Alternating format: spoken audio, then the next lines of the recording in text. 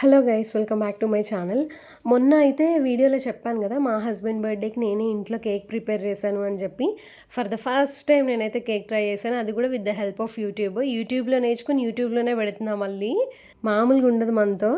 Joke చేస్తున్నానులేండి. Actually నాకు కూడా తెలీదు ఏమేమి వాడతారు ఎగ్జాక్ట్గా అని, అందుకే యూట్యూబ్ హెల్ప్ అయితే తీసుకున్నాను. నేనైతే ఇక్కడ మెయిన్గా తీసుకునే ఇంగ్రీడియంట్స్ చెప్తాను. బేకింగ్ సోడా, బేకింగ్ పౌడర్, ఇంకా వెజిటబుల్ ఆయిల్ అని చెప్పి వాడతారు అందరూ, లేదు అంటే బటర్ వాడతారు. నేనైతే నా దగ్గర నెయ్యి అవైలబుల్ ఉంది కాబట్టి నెయ్యి అయితే యూజ్ చేశాను. కొన్ని బాదం పప్పు, జీడిపప్పు అయితే తీసుకున్నాను. తర్వాత మైదా పిండి తీసుకున్నాను. ఈ మైదా పిండి ప్లేస్లో మనం రాగి పిండి కూడా వాడొచ్చు.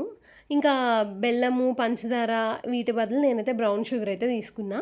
కొంచెం కలర్ చేంజ్ కోసం నేనైతే కోకో పౌడర్ అయితే తీసుకున్నాను. ఒకవేళ చాక్లెట్ కేక్ చేసుకోవాలనుకున్న వాళ్ళైతే ఇంకా కోకో పౌడర్ ఎక్కువ వేసుకోవచ్చు. బట్ మా హస్బెండ్కి ఆ చాక్లెట్ ఫ్లేవర్ ఎక్కువ నచ్చదు కాబట్టి నేనైతే యూజ్ చేయలేదు. అండ్ ఇంక ఇక్కడ నేను తీసుకుంది డైరెక్ట్ షుగర్ కదా, షుగర్ని అయితే పౌడర్ చేసుకున్నాను ఇక్కడ. నేనైతే పక్క కొలతలతో అని చెప్పి అట్లా ఏం చేయలేదు. ర్యాండమ్గా నా చేతికి ఎంత వచ్చిందో అంత వేసాను. పంచదార ఒకటి మాత్రం నేను చూసుకొని ఆ షుగర్ పౌడర్ అనేది తగ్గించి వేసుకున్నా. మరీ స్వీట్గా ఉన్నా మేము తినము పెట్టము, అసలే మా హస్బెండ్కి కోల్డ్ ఉంది అని చెప్పి ఇంకా నేనైతే చాలా తక్కువ వేసాను. అది మీకు అంత కనిపిస్తుంది కానీ ఒక స్పూన్ అంతా యాక్చువల్లీ అంత స్వీట్నెస్ లేదు. ఎందుకంటే మొన్న టీ పెట్టాము ఆయనకి, దానిలో హాఫ్ టీ స్పూన్ వేస్తే అన్నారు కామెడీగా, కొంచెం పంచదార వేసుంటే బాగుండేది అని అన్నారు. అసలు సరిపోలేదు అని చెప్పి చెప్పారు. అందుకని చెప్పి సో బ్రౌన్ షుగర్ ఎక్కువ స్వీట్ ఏం అనిపించలేదు. ఆ షుగర్ పౌడర్లోకి నేనైతే ఇక్కడ గీ వేసాను అనమాట. గీ వేసి దాన్ని బాగా కలుపుకోవాలి. అంటారు కదా లంప్స్ అని చెప్పి, లంప్స్ అంటే ఏం లేదండి, అవి ఉండలు. మనం రాగి జావ చేసుకునేటప్పుడు ఉండలు లేకుండా కలుపుకోవాలి అని అంటారు కదా, సేమ్ ప్రాసెస్ దీనికి కూడా పాటించాలి. ఇక్కడ కలుపుకోవడానికి మన దగ్గర విస్కర్ ఉంటే బాగుండేది, కానీ నా దగ్గర విస్కర్ లేదు కాబట్టి మనం స్పూన్తోనే కానిచ్చేసాము. ఇంకా నాకైతే నేను చూసిన వీడియోలో వాళ్ళైతే ఇక్కడ పెరుగు వాడారు, అందుకని చెప్పి నేనైతే పెరిగేసేసాను. కొంచెం సంగం పెరుగు వాడతాం కాబట్టి మేము సంగం పెరిగేసాను. ఏంటమ్మా నువ్వు పాల జర్నీ అని చెప్పి ఊరు నుంచి పాలు తెచ్చుకుంటా అని మళ్ళీ ఈ పెరుగు వాడుతున్నావు ఏంటి అంటే, నా దగ్గర ఉన్న పాలు అయిపోయినాయి ఫ్రెండ్స్. ఉన్న 2 ప్యాకెట్స్ దాన్ని ఏమైనా వంటకాలు చేసుకోవడానికి యూజ్ చేద్దాంలే అని చెప్పి అలా ఉంచుకున్నాను అనమాట ఫ్రిడ్జ్లో. అందుకని చెప్పి పెరుగు బయట నుంచి తెచ్చుకున్నాము.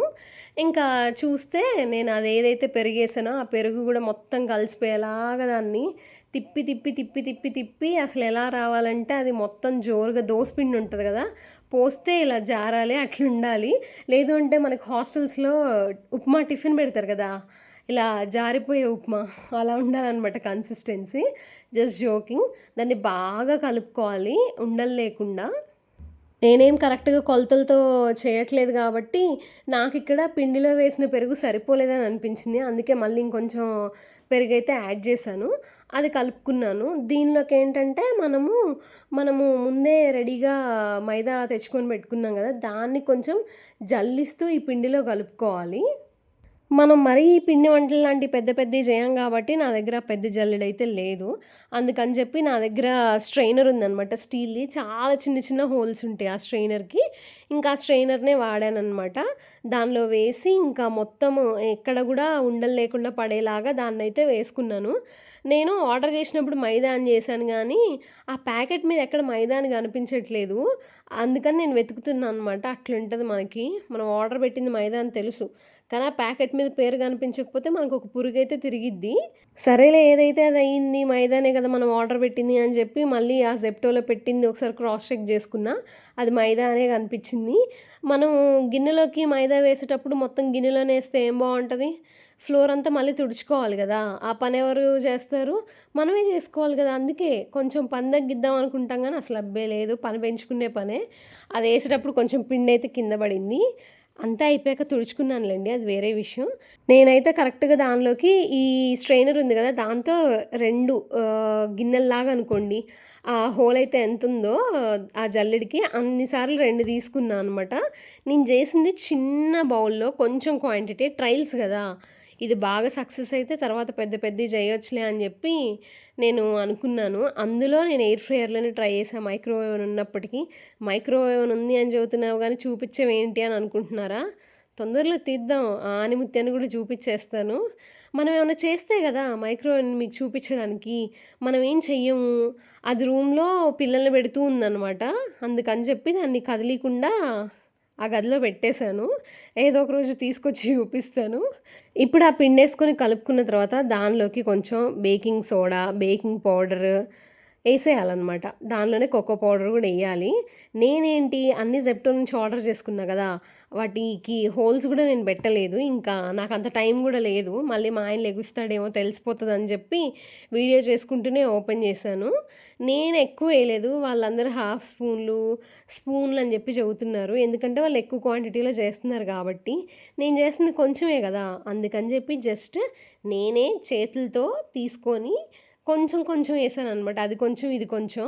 అందులో మళ్ళీ చెబుతారు గదా! ఈ బేకింగ్ సోడాలు, బేకింగ్ పౌడర్‌లు వాడగూడదు అని చెప్పి మళ్ళీ ఎవరన్నా అంటారేమో అని వేయనట్టుగా వెయ్యాలి. సో, నేనైతే చాలా కొంచెం కొంచెం ఏసాను. మళ్ళీ ఎందుకులే నాదసలే కొంచెం క్వాంటిటీ అని చెప్పి. కానీ పర్లేదు బానే నాకు బేక్ అయింది. అంటే పొంగింది అంటాం గదా! అట్లా బానే పొంగింది నా కేక్ అయితే. ఈ కోకో పౌడర్ కొంచెమే ఏసాను గానీ, దాని కాస్ట్ ఏమో ఎక్కువుంది. ఇంకా ఆర్డర్ పెట్టేటప్పుడే అనుకున్నా దీంతో ఏమేమి వంటలు చేయగలం అయన్నీ చేసేయాలి. మనం కొన్నదానికి న్యాయం చేయాలి అని చెప్పి. ఇది తీసుకోకముందే నా మైండ్‌లో అయితే ముందు ఒకటుంది. ఏంటి అంటే హాట్ చాక్లెట్ ఉంది. మొన్న మా అత్త వాళ్ళ ఇంటికెళ్ళినప్పుడు మా బావ వాళ్ళ వైఫ్ అయితే మంచిగా హాట్ చాక్లెట్ చేసిచ్చింది. రాగి పిండి, కోకో పౌడర్ యూజ్ చేసిందంట. కనుక్కున్నాను. సో, ఇంక మనం తగ్గేదే లేదు. నెక్స్ట్ అది కూడా చేసేస్తా. అన్నీ ఇలా చేసేస్తా అని అనుకోవడమే. కానీ చేయడానికి వారాలు, నెలలు అలా సమయం తీసుకోవాల్సిందే అనమాట. మనం చేసేటప్పుడు దగ్గరలో ఒక స్పూన్ పెట్టుకోవాలి గదా! మనకెబ్బే అలాంటి అలవాటు లేదుగా. అందుకే పక్కన షెల్ఫ్‌లోనే ఉంది గదా! అని చెప్పి ఒక స్పూన్ గూడా తీసుకున్నా. ఆ స్పూన్‌తో కొంచెం అంటే కొంచెం ఏసుకున్నాను కోకో పౌడర్. ఇంకిప్పుడు ఇదంతా మిక్సింగ్ అనమాట. ఇది మిక్స్ చేస్తున్నప్పుడు కలవదు. మనకి ఉండలుంటాయి. ఉండలుండలు చుట్టుకున్నట్టు ఉంటది. అందుకని చెప్పి మీరు దాన్ని శుభ్రంగా కలవాలంటే ఏం చేయాలో తెలుసా? కొన్ని పాలెయ్యండి దానిలో. ఓకే. నేను మా ఊరు నుంచి తెచ్చుకున్న పాల ప్యాకెట్ అన్నా గదా! కొన్ని ఉంచుకున్నా అని చెప్పా గదా! ఇలాంటి పనులకి ఉపయోగపడిద్దని చెప్పి కొంచెం పాలైతే వేసుకున్నానిప్పుడు. ఆ పాలేసి మొత్తం ఇంకా ఎంతసేపంటే చెయ్యి నొప్పి వచ్చి చెయ్యి ఊడిపోయి పడిపోయిద్దేమో అన్నంత సేపు తిప్పాను. అదే విస్కరో, బ్లెండరో ఉండుంటే అంత టైం పట్టేది గాదు. నాకు చెయ్యి నొప్పి వచ్చేది గాదు. But okay. మా ఆయన కోసమే గదా! ఎవరి కోసమో చేయట్లేగా అని చెప్పి ఇంకా బాగా తిప్పి దాన్నైతే మరీ రసం లాంటి కన్సిస్టెన్సీలో కాకుండా చిక్కటి సాంబార్ ఉంటది కదా! ఆ కన్సిస్టెన్సీలో రావాలి. ఆర్ ఎల్స్ ఇంకో ఎగ్జాంపుల్ ఏంటంటే దోసపిండి. ఈ విచిత్రమైన ఎగ్జాంపుల్స్ ఏంటి అని అనుకుంటున్నారా? ఏమో చెప్పాలనిపించింది చెప్పాను. మీకైతే అర్థమైంది కదా నా పాయింట్ ఏంటి అనేది. ఇలా మనం స్పూన్‌తో లేపినప్పుడు ఇలా అంటే అది మొత్తం ఇలా జారాలనమాట. ఆ కన్సిస్టెన్సీలో అయితే ఉండాలి. అసలు ఎంతసేపు తిప్పానంటే ఇంక చెయ్యి ఊడిపోయి పడిపోయిద్దేమో అన్నంత అనిపించింది. అది తిప్పుతున్నంత సేపు నాకు మళ్ళీ ఇంకో భయం. మా ఆయన లేచాక ఆ!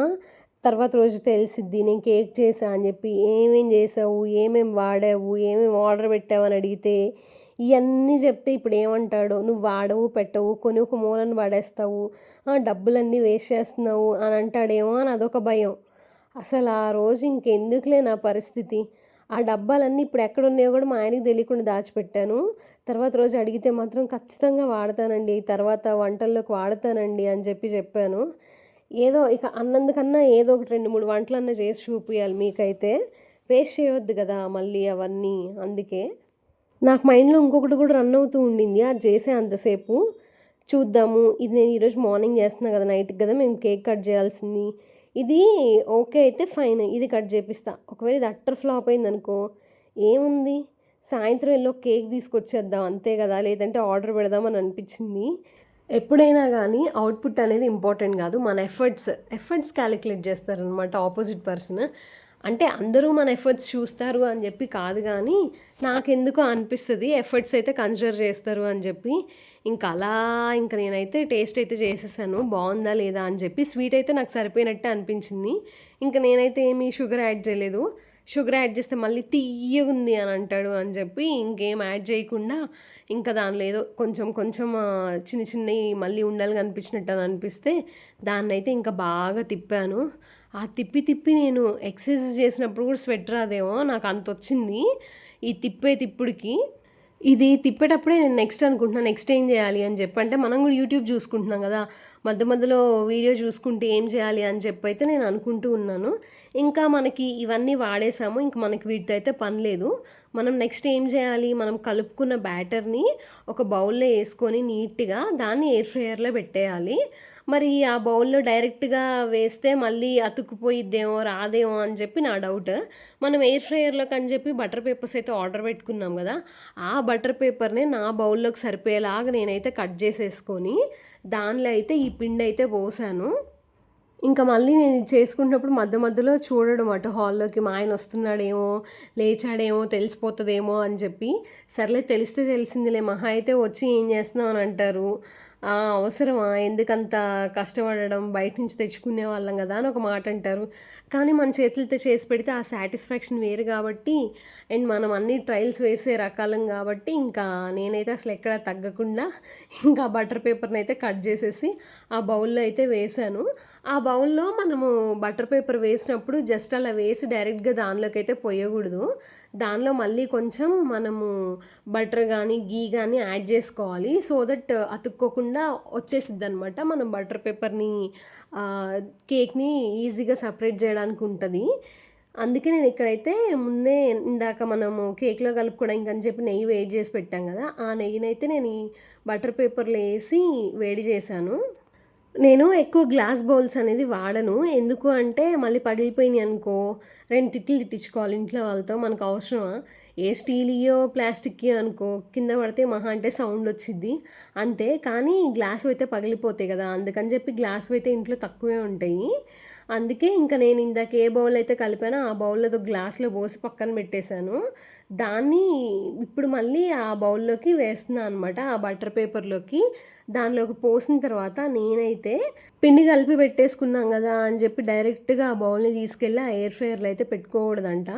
దాన్ని ముందు ప్రీహీట్ చేయాలంట. అంటే మనం దానిలో ఈ బౌల్ పెట్టే ముందు దాన్ని కొంచెంసేపు వేడి చేయాలంట. లోపల వేడిగా ఉండేలాగా చూసుకోవాలంట. అది ఎంత టెంపరేచర్‌లో పెట్టాలి ఏంటి అనేది కూడా నేను యూట్యూబ్‌లో చూసా. మళ్ళీ నాకు ఇక్కడ ఎయిర్ ఫ్రైయర్‌లో మాన్యువల్ ఇచ్చారు కదా! అది కూడా చెక్ చేశాను. వాళ్ళు ఏం చెప్పారు, ఒక 3-5 మినిట్స్ అయితే ప్రీహీట్ చేయండి అని అన్నారు కదా 180 డిగ్రీస్ దగ్గర.